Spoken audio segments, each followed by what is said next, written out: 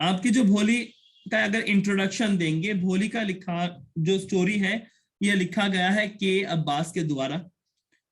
The story revolves around a girl who due to an accident, fall and disease in her childhood faces the problem of being dull and ugly. तो एक accident के कारण और कुछ diseases के कारण बचपन में उसका जो फेस है वो डल और अगली बन गया है। She is always a target by everyone for being good looking and intelligent.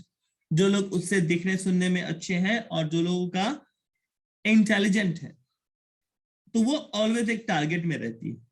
Her life turns when she joins a nearby school, when her teacher encourages her and helps her to become a learned and confident person. So उसका life एक दूसरे मोड़ पे आया जब उसके teacher उसको encourage किए और हेल्प किए एक कॉन्फिडेंट पर्सन बनाने के लिए। बाद में अगर इस स्टोरी में देखें तो भोली ने शादी करते हुए ये एक्सेप्ट किया कि लालची आदमी से उससे शादी नहीं करना है और वो शादी ठुकरा दी और अपने माँ बाप को देखने का जिम्मा भी उठाया। अब इसका समराइजेशन पे एक बार चलते हैं ना। समराइजेशन क्या बोलता है? The story opens up with the introduction of a little girl named Sulekha. तो एक बच्ची है जिसका नाम है सुलेखा, जिसको लेके ये कहानी है, जिसी का नाम है Bholi. For being a simpleton, there was so because some part of her brain had got damage due to an injury during her childhood. तो ये बताया जाता है कि उसके ब्रेन के कुछ पार्ट्स ऑलरेडी डैमेज्ड हैं क्योंकि चाइल्डहुड में कोई इंजरी आया था। She stammered and had poke marks on her face which she had got when she contracted smallpox at the age of 2. तो वो हकलाती है और उसके शरीर में बहुत सारे मार्क्स हैं। ये मार्क्स उसको कैसे आए? ना स्मॉल पॉक्स के कारण से आए जब वो 2 साल की थी।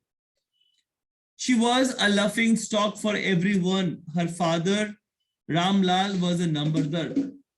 He had 3 sons and 4 daughters. तो 3 लड़के और 4 लड़कियां थी रामलाल के। भोली सबसे छोटी लड़की थी रामलाल की और रामलाल को हमेशा उसका चिंता सताया रहता था, उसके शादी का चिंता, क्योंकि उसके पास ना ही अकल था ना ही उसका चेहरा अच्छा था। तो एक दिन, one day, the tehsildar visited their village in order to inaugurate a girls primary school.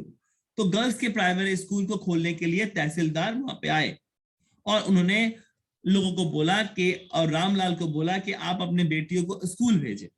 तो रामलाल ये बात रात में गया और अपनी बीवी से कहा, मगर उसकी बीवी ने कहा कि लड़कियों को अगर स्कूल भेजेंगे तो कोई उनसे शादी नहीं करेगा, तो बेटर है भोली को हम लोग स्कूल भेज देते हैं। So she could go to school. In the beginning, Bholi was frightened to leave her house, but for the first time in her life, she was dressed up and her hair was washed and wild. तो भोली डर रही थी क्योंकि भोली के साथ already एक हादसा हुआ है। क्या हुआ है ना, भोली ने कुछ दिन पहले अपने गाय जो लक्ष्मी है उसको देखा है कि उसको घर से बातचीत करके लेके चला गया है, उसको बेच दिया गया है। तो ये पार्ट भोली को सता रहा था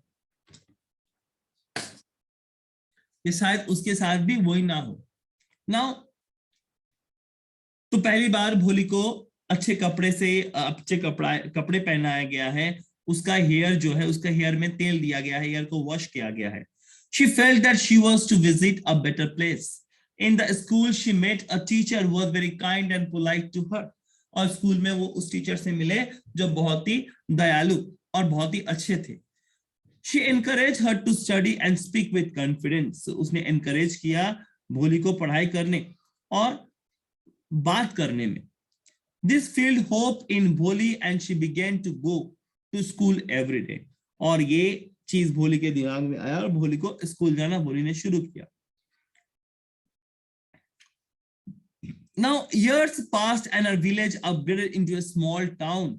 तो बहुत दिन गुजर गए और उसका जो गांव था वो गांव अब एक शहर में बदल गया, एक छोटा सा शहर में बदल गया है जहां पे cotton mill, cinema hall, primary school जो कि अब सेकेंडरी स्कूल बन चुका है, One day, Bholi's parents decided to marry her to a lame old man.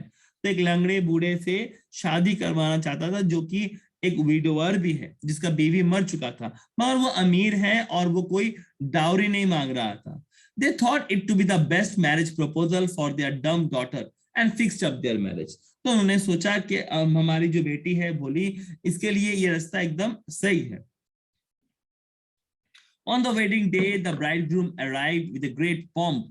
तो great pomp का मतलब हुआ चारों ओर से बहुत सारे बाजा के साथ ये bridegroom जो हमारे हैं वो आए. Show which filled Ramlal with enjoy. The groom discovered that Bholi had poke marks and demanded dowry in return. तो now ग्रूम ने क्या किया ना, ग्रूम ने भोली के पोक मार्क्स देख लिए और उससे और ज्यादा पैसा मांगे, और इतना ज्यादा पैसा मांगे कि उतना पैसा रामलाल के पास नहीं था. उसने अपना पगड़ी विशंबरनाथ के पैरों के पास रख दिए. विशंबरनाथ कौन थे ना, भोली से जिसका शादी होने वाला था. Ramlal had to give the money in order to save both his family honor and daughter marriage. Bholi could not bear all this and refused to marry a greedy man. और भोली ये सब कुछ सहन नहीं कर पाई और एक लालची बूढ़े से शादी करने के लिए मना कर दिए. People who accused her of being shameless, the wedding party returned. और वो बारात लौट गया. The marriage ceremony ended without Bholi getting married. Her father was surrounded by grief and said now no one would marry her. And what would she do in future? अब कोई उससे शादी नहीं करेगा, वो आगे चल के करेगी क्या? To this she replied that she would take care of her parents and when they grew old and would teach in her school. Her teacher was quietly watching all the felt proud of her decision. और वो जो teacher जिन्होंने उनको सिखाया था वो दूर में खड़ी थी और देख रही थी और भोली के डिसीजन पे उसको नाज हुआ. That's about the Bholi. Now let's go to the book. जैसे हम लोग देख रहे थे, her name was Sulekha. Since childhood, everyone had calling him Bholi the simpleton. तो वो नंबरदार रामलाल की चौथी बेटी थी, जबकि वो 10 महीने का थी जब वो गिर गई थी और उसके सर पे चोट आया था और इसके कारण से उसके ब्रेन के कुछ पार्ट्स डैमेज हो गए थे. That's why she remained a backward child and came to be known as Bholi the simpleton. At birth the child was very fair and pretty. तो जन्म के समय वो बहुत गोरी और सुंदर दिखती थी, बट उसके 2 साल की उम्र में उसको स्मॉल पॉक्स का अटैक हुआ और उसमें से उसका एक आई भी चला गया और एंटायरली बॉडी परमानेंटली डिसफिगर्ड हो गया ब्लैक पोक मार्क से. लिटिल सुलेखा जो बात नहीं कर सकती थी 5 साल की उम्र तक, उसने बात करना सीखा, मगर वो स्टैमर करती थी, हकलाती थी. The other children often made fun of her and mimicked her. तो लोग उसका मजाक उड़ाते थे और उसको मिमिक्री करते थे. As a result, she talked very little. Ramlal had 7 children, 3 sons and 4 daughters, and youngest of them was Bholi. तो 7 बच्चे के अंदर 3 बेटे थे, 4 बेटियां थी और सबसे छोटी थी भोली. ये एक प्रॉस्परस फार्मर के घर पैदा हुई थी जहां पे खाने पीने का कोई अभाव नहीं था. All the children except Bholi were healthy and strong. भोली को छोड़ के बाकी सारे बच्चे हेल्दी और स्ट्रॉन्ग हैं. The sons जो उनके बेटे थे उनको शहर भेज दिया गया है स्कूल्स और कॉलेजेस में पढ़ाई करने के लिए, जबकि डॉटर राधा जिसका शादी करवा दिया गया है, उसका सेकेंड डॉटर मंगला जो कि अभी अभी सेटल हुई है, और रामलाल उसके थर्ड बेटी चंपा के बारे में सोच रही है जिसको ऑलरेडी लड़के वाले देखने आने वाले हैं. But Ramlal was worried about Bholi. She had neither good looks nor intelligence. तो रामलाल बहुत ज्यादा चिंतित थे अपनी छोटी बेटी भोली के लिए, क्योंकि उसके पास ना रूप है ना कोई गुण है.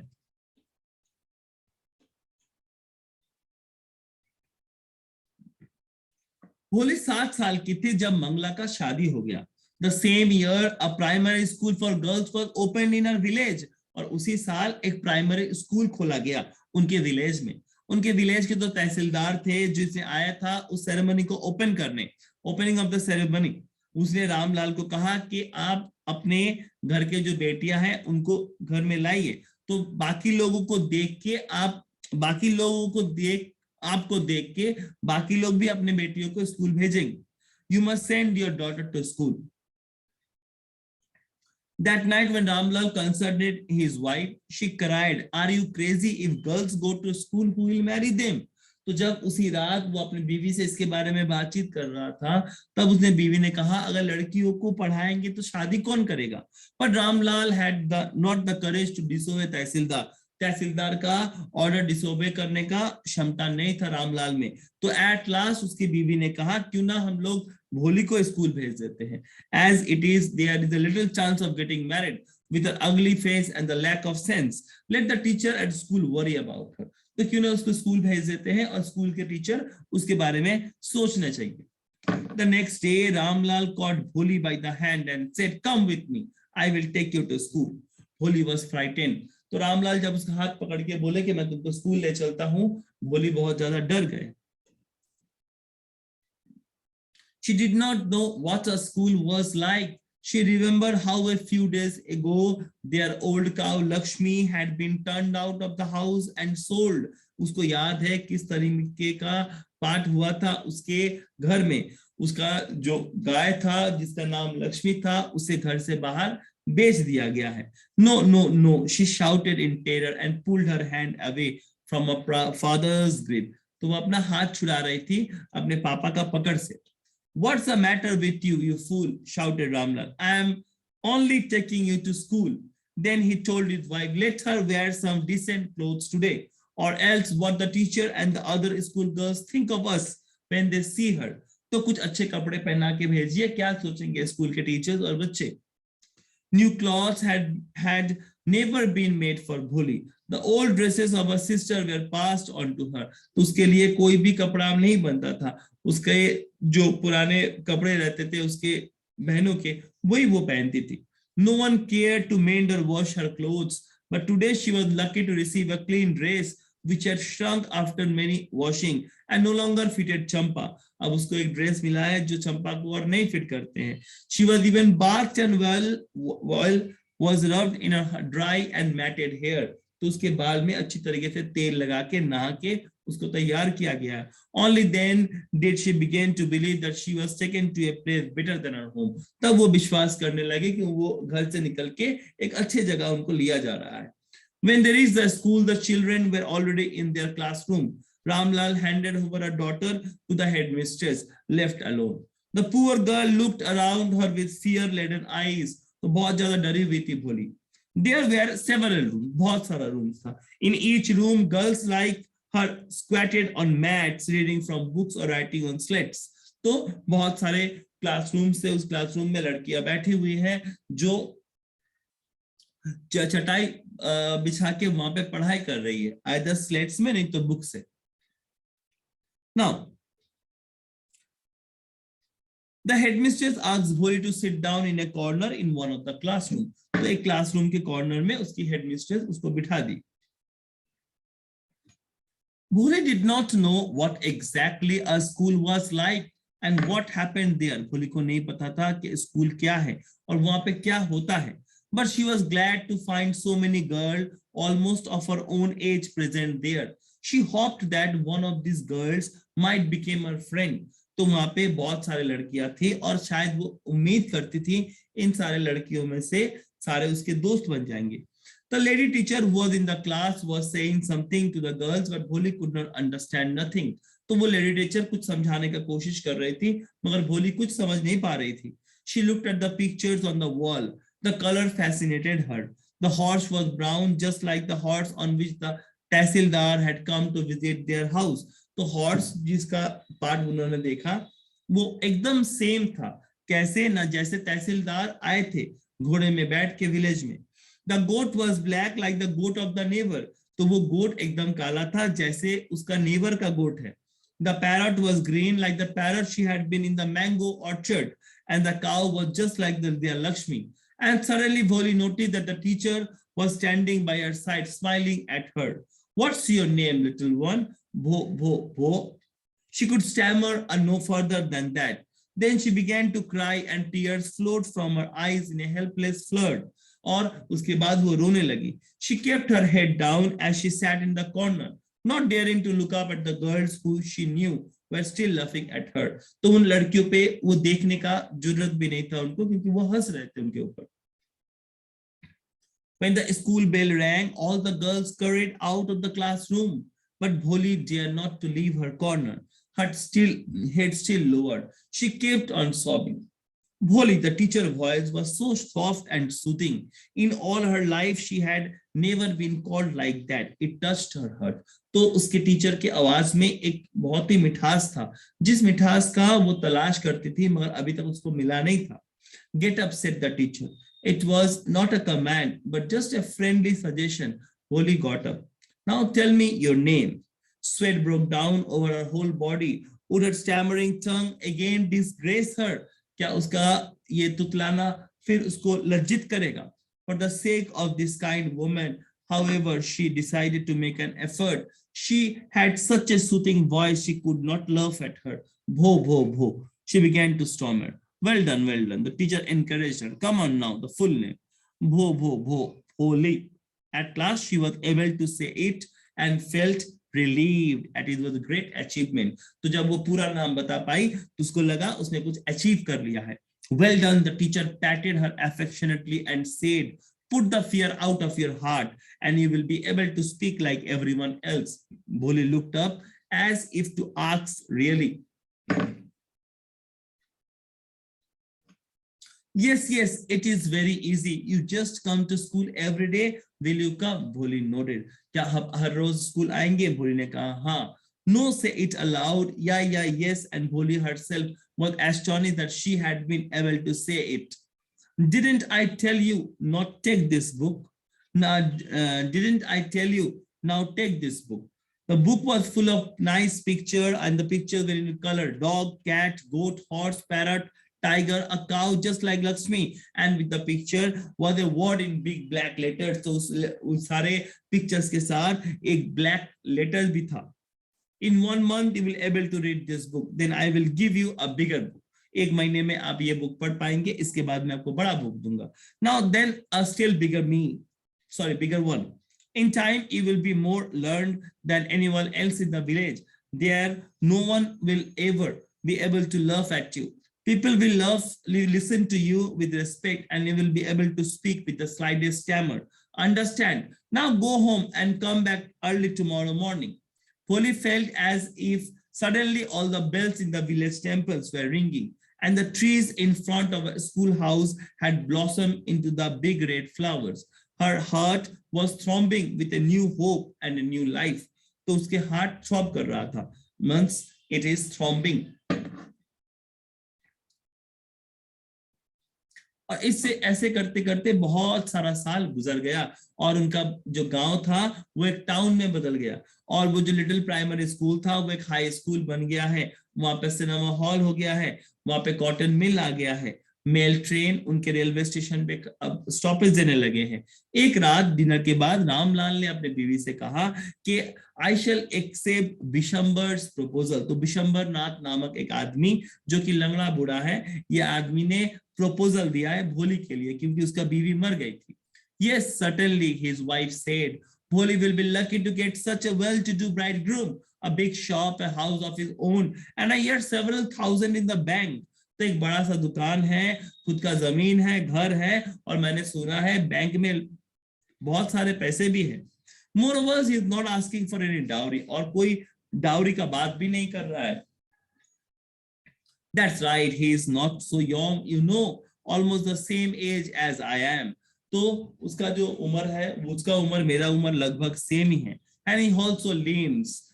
And moreover, the children from the first wife are quite grown up. और पहले पत्नी के बच्चे काफी बड़े हो चुके हैं. So what does it matter? His wife replied, 45 or 50. It is no great age for a man. तो क्या हुआ, 45 से 50 ही तो होगा. ये कोई बड़ा बात नहीं है लड़कों के लिए. We are lucky that he is from another village and does not know about her poke bath and the lack of sense. तो वो शुक्र है कि वो दूसरे गांव से हैं, वो नहीं जानते हमारे भोली के बारे में, नहीं तो वो भी नहीं शादी करते. If we don't accept this proposal, she may remain unmarried all her life. अगर हम लोग इस proposal को accept नहीं करेंगे तो सारा जीवन वो बिन ब्याह ही रहेगी. Yes, but I wonder what Bholi will say. What will that witless one say? She is like a dumb cow. Maybe you are right, muttered Ramlal. तो रामलाल और उसके बीवी के बीच बातचीत हो गया कि विशंबरनाथ से भोली का शादी होगा. In the other corner of the courtyard, Voli lay awake on her cot, listening to her parents' whispered conversation. Vishwambarnath was a well-to grocer. He came with a big party of friends and relations with him for the wedding. तो wedding में विशंबरनाथ बहुत सारे दोस्तों के साथ अपने band बाजा लेके आए. A brand bass playing with the proper tune from an Indian film headed the procession with the bridegroom riding a decorated horse. तो घोड़े पे बैठ के विशंबरनाथ आ रहे थे. Ramlal was overjoyed to see such a pomp and splendor. He had never dreamed that his fourth daughter would have such a great wedding. तो रामलाल को ये देख के बहुत अच्छा लगा क्योंकि वो सोचा ही नहीं था कि उसका जो चौथा बेटी है उसका शादी इतना धूमधाम से होगा. Bholi's elder sister who had come for the occasion were envious of her luck. तो भोली के जो बड़े बहनें हैं जो आए हैं वो बहुत ज्यादा जल रहे थे भोली के लक से. When the auspicious moment came, the priest said, "Bring the bride." Bholi, clad in a red silken bridal dress, was led to the bridal place near the sacred fire. और भोली को लेके गया कहाँ पे ना जहाँ पे शादी का मंडप था. Garland the bride, one of his friends prompted Vishwambarnath. The bridegroom lifted the garland on the yellow marigold. A woman slipped back the silken veil from the bride's face. Vishwambar took a quick glance. The garland remained posed in her hand. The bride slowly pulled down the veil over the face. Have you seen her? Said Vishwambar to her friend next to him. She has poke marks on her face. तो क्या आपने देखा है उसके face में poke marks है. So what? You are not young either, maybe, but if I have to marry her, her father must have to give me 5,000 rupees. अगर मुझे उसको शादी करना है तो उसके बाप को मेरे को 5,000 रुपया देना होगा. Ramlal went and placed his turban, his honor, at the Vishwambar's feet. Do not humiliate me so. Take 2,000. तो इतना मजबूर है कि उसने अपना पगड़ी रख दिया और बोला 2,000 रुपया ले जाइए. No, 5,000 or we will back. Keep your daughter. Be a little considerate, please. If you go back, I can never show my face in the village. तो मेरे ऊपर थोड़ा कंसीडर कीजिए. अगर आप आज चले गए तो मैं किसी को मुंह दिखाने लायक नहीं रहूंगा. Then out with the 5,000. Tears streaming down the face, Ramlal went in, opened the safe and counted out the notes. He placed the bundle at the bridegroom's feet. On the Vishwambar greedy face appeared a trumpet smile. और विशंबर के चेहरे में एक खुशी वाला हंसी आया. He made gambled and won. Give me the garland, he announced. Once again, the veil was slipped back from the bride's face. But this time, her eyes were not downcast. तो इस बार मुंह से घूंघट हटा और ये इस बार उसका जो आंख था वो नीचे की तरफ नहीं था. वो स्ट्रेट विशंबर की तरफ देख रहा था, अपने प्रोस्पेक्टिव हस्बैंड के आईज में देख रहा था और काफी गुस्से से देख रहा था. Vishambar raised the garland to place it round the bride's neck. But before he could do so, Bholi's hand struck out like a streak of lightning, and the garland was flung into the fire. तो ये भोली जब विशंबर माला पहनाने वाला था तो भोली ने हाथ से उस माले को फेंक दिया, न कहा न जहां पे वो फायर था. She got up and threw away the well.